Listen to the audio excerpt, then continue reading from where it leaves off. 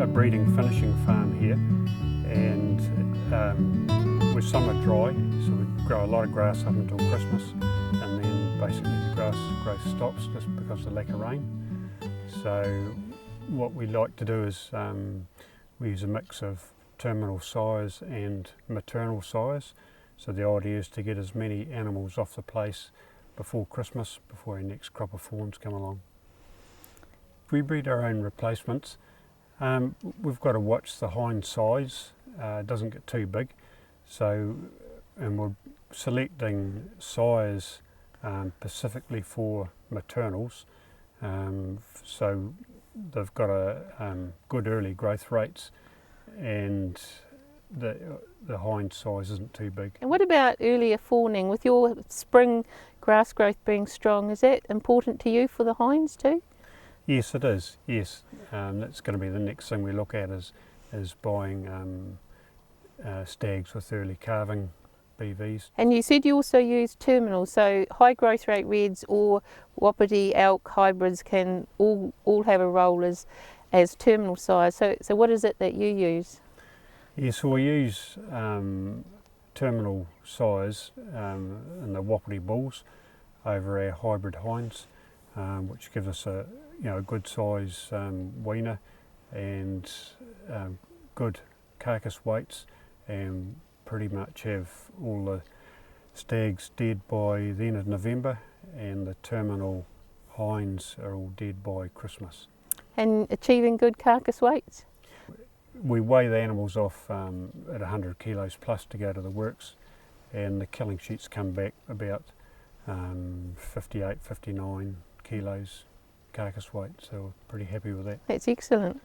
We need to get them away early to make room for our next crop of fawns coming along, but because we're summer dry, we also need to make a lot of supplements, so a lot of silage and baleage, so the more animals we can get killed early means we've got more free paddocks to shut up for. How did you get to this point?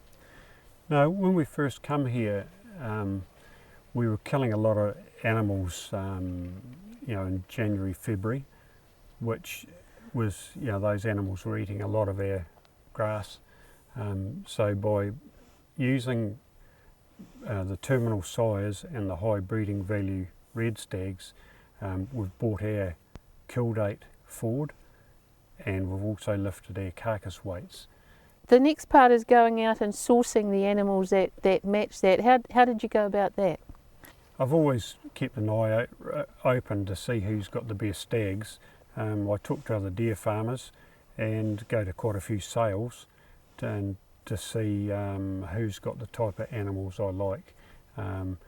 Also, we're looking at their breeding values, but you also got to look at the animal as well, because when you get up in the morning and look out the window, you've got to be happy with what you see, and also temperament as well, and how well the animal shifts. So once you find a good breeder, we tend to stay with them. So you're quite comfortable looking at breeding values and indexes? Yeah, you've got to have a good read of the sale catalogues before you go, and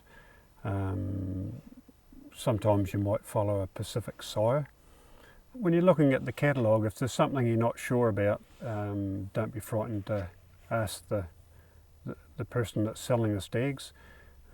Also, when you go onto the property, have a look at his hinds over the fence, because if you keep using his stags, that's what you're going to end up with.